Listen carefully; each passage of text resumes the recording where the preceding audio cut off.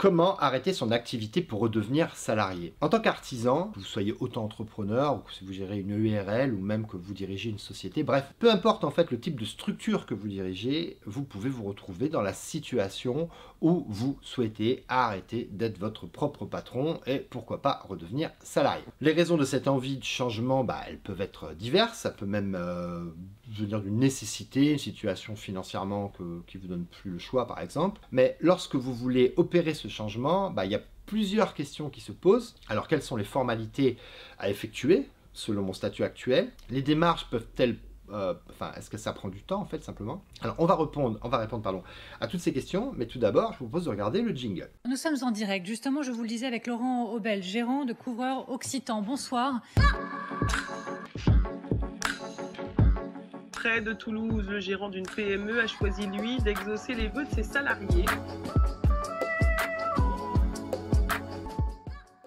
Comment gérer l'aspect financier d'une cessation d'activité? Vais-je avoir du mal à me réinsérer dans la vie salariale? Est-ce que j'aurai la possibilité un jour de me remettre à mon compte si je change d'avis? Plein d'interrogations que vous êtes très certainement posées si vous avez pour projet de sauter le pas et de redevenir salarié. J'ai pas mal de connaissances, d'amis qui sont passés par là, donc je vais donc pouvoir vous parler d'expérience et vous guider pour répondre à toutes ces questions qui vous préoccupent. Le processus en fait n'est pas si compliqué que ça, il suffit juste de bien être à jour concernant toutes les procédures, les formalités administratives, etc. Donc ça tombe très bien, puisque c'est exactement ce qu'on va voir aujourd'hui dans cette vidéo. J'en profite pour vous demander d'aller vous abonner à ma chaîne. Si le genre de contenu que je propose vous intéresse, en fait, n'hésitez pas à aller également activer la petite cloche des notifications pour toujours être mis au courant par YouTube lorsqu'une de mes nouvelles vidéos sort. Voilà, il en sort toutes les semaines. Voilà, ça c'est pour ceux qui ne connaîtraient pas ma chaîne. Donc chaque semaine, une nouvelle vidéo qui s'adresse principalement aux artisans et je donne des conseils pour réussir dans leur entreprise, tout simplement. Si vous êtes concerné, vous êtes tout simplement au bon endroit. D'ailleurs, restez bien jusqu'à la fin de la vidéo. Je vous donnerai 3 conseils pour que votre retour à la vie salariale se passe au mieux. Si vous voulez les découvrir, regardez donc la vidéo jusqu'au bout pour ne rien rater. Alors, beaucoup pensent sérieusement à monter leur boîte, et sur internet on retrouve énormément d'articles, de vidéos à ce sujet, mais quand on y réfléchit, on se rend compte qu'on aborde bien plus rarement le sujet de la fin du parcours entrepreneurial, qui est une thématique tout aussi importante en fait dans le fond. Et parfois, cette redirection professionnelle peut s'accompagner d'un retour difficile à la vie de salarié. Mais si vous avez pris cette décision, c'est que vous aviez probablement une bonne raison de le faire. Et sachez que cette transition peut s'effectuer de manière tout à fait tranquille et sereine.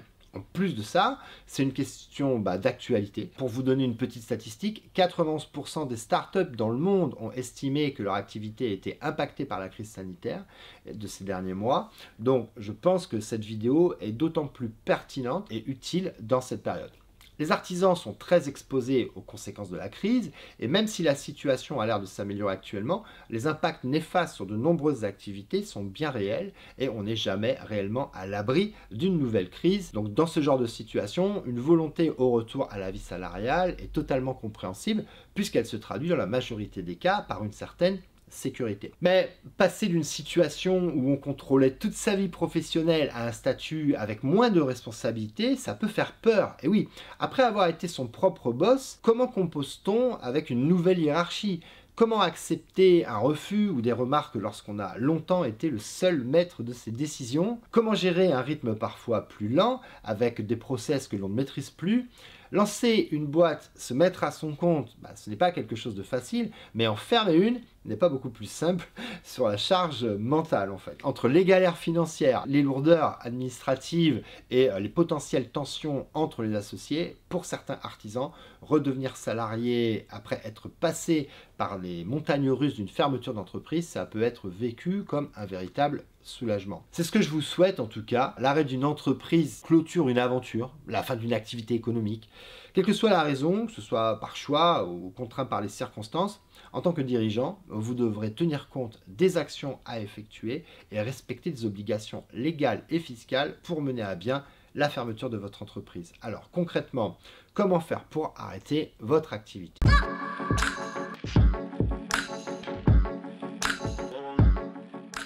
Tout d'abord, rassurez-vous, la cessation d'activité est relativement simple d'un point de vue administratif, à condition de respecter des règles administratives, bien sûr, et de se conformer aux obligations fiscale, évidemment. Vous pouvez aussi choisir d'arrêter de travailler et de transmettre votre entreprise pour que votre activité vous succède. Mais aujourd'hui, on va davantage s'intéresser au cas de figure où vous fermez votre activité définitivement.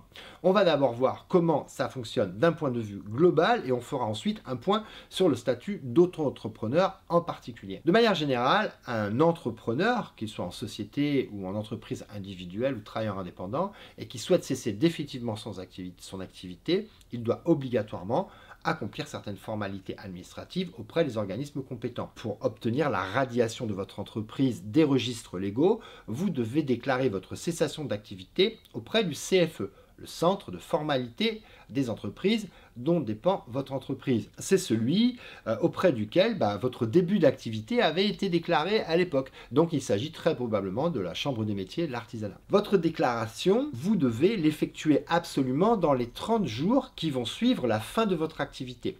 Cette information de fermeture d'entreprise, elle peut être faite soit en ligne, soit sur papier, mais dans tous les cas, elle repose sur l'envoi d'un formulaire qui est bien évidemment différent selon la forme juridique de votre entreprise. Sur ce formulaire, il faudra indiquer les éléments nécessaires à la prise en compte de la cessation, comme l'identification de la société ou de l'entreprise individuelle selon votre statut, la date de la cessation et sa cause. À ce moment-là, c'est le CFE qui se chargera de transmettre l'information de la cession aux organismes concernés. Ces organismes, ça peut être l'administration fiscale, la sécurité sociale pour les indépendants, le greffe du tribunal de commerce, l'INSEE, la Directe ou encore l'URSSAF. Bref, ça va varier selon la forme juridique de votre activité et de certains autres paramètres. Mais c'est votre CFE qui se chargera des démarches et faire affaire auprès des organismes sociaux. Donc tout ce qui concerne l'assurance maladie, les allocations familiales ou même la caisse de retraite, vous n'avez pas à vous en occuper. Bien sûr, si vous le souhaitez, vous avez la possibilité de vous-même faire un doublon en envoyant un courrier à tous les organismes. Je sais que ça peut rassurer certaines personnes, mais sachez qu'en fait, ce n'est pas nécessaire. En tout cas, de cette manière, chacun est donc informé de cette cessation, de telle sorte que chaque organisme puisse mettre à jour le dossier de votre société ou de vous, d'ailleurs, en tant qu'entrepreneur individuel, par exemple, à jour et engager une procédure de radiation avec comme date d'effet la date de cessation qui a été déclarée. Cette radiation, elle est faite auprès des registres légaux, au répertoire Sirène et des organismes sociaux comme je vous l'ai précisé.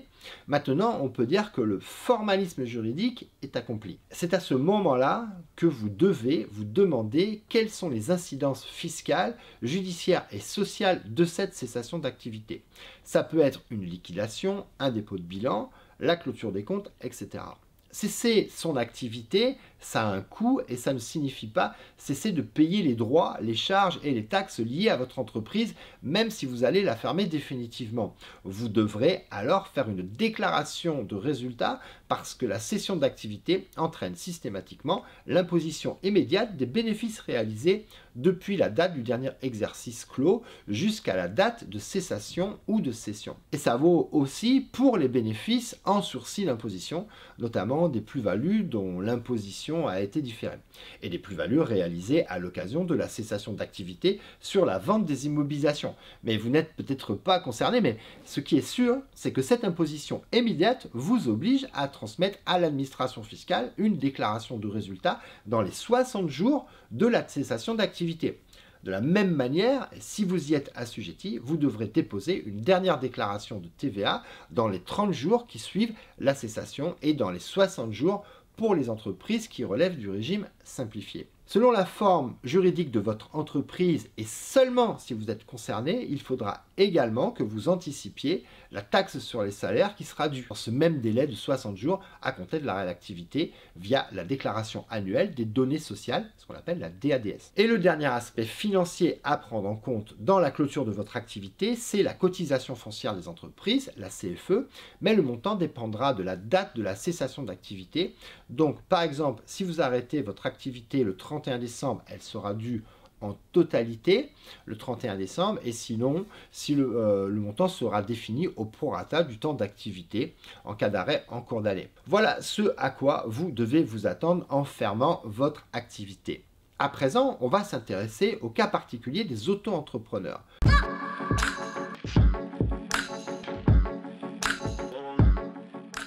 Comment ça se passe pour eux? Vous allez voir, les démarches ressemblent à ce que l'on vient de voir pour les cas généraux, mais il y a des spécificités.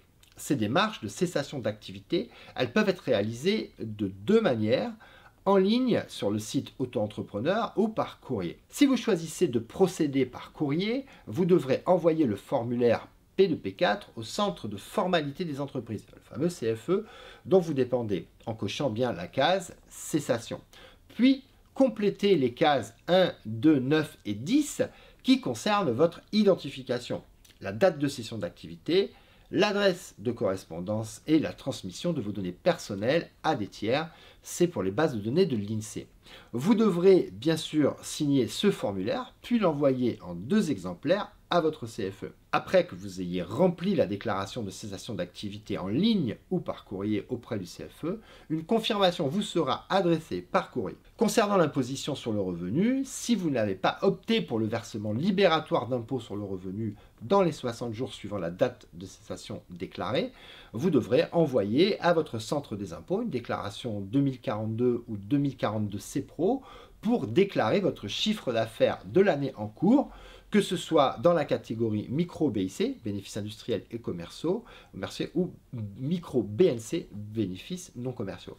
Vous serez imposé au taux habituel d'impôt sur le revenu en même temps que vos autres revenus si vous en avez et que les revenus de votre foyer fiscal. Profitez du fait d'être en contact avec votre centre des impôts pour demander un dégrèvement de contribution foncière des entreprises, la CFE. Elle est normalement due donc pour une année entière, comme on l'a dit tout à l'heure, mais pour toute personne en activité depuis le 1er janvier de l'année. Mais étant donné que vous effectuez une cessation d'activité, un dégrèvement est possible. Les impôts calculent alors au prorata, c'est de la même manière que pour une société, donc au nombre de jours, votre CFE, le montant que vous devez réellement payer en fin d'activité. Comme vous l'avez constaté, la déclaration de cessation d'activité d'un auto-entrepreneur est gratuite. Vous devez juste payer l'impôt sur le revenu habituel et votre contribution foncière des entreprises que vous aurez payé dans tous les cas, mais recalculée en fonction de la date de votre fin d'activité. Nous sommes à présent en fin de vidéo et comme promis, je vais vous partager mes 3 conseils pour réintégrer la vie salariale sereinement.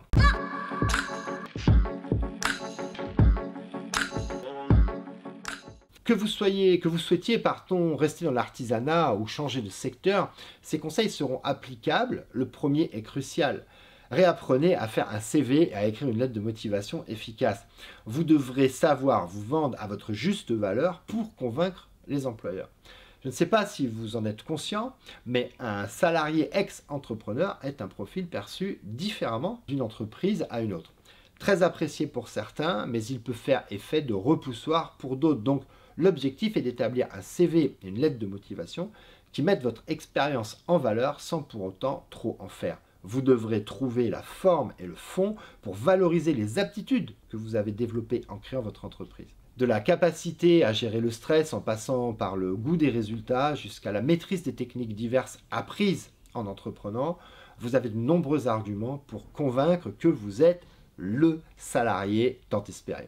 Ensuite, le deuxième que je puisse vous donner, le deuxième conseil, c'est de savoir assumer et positiver vos échecs et valoriser votre réussite.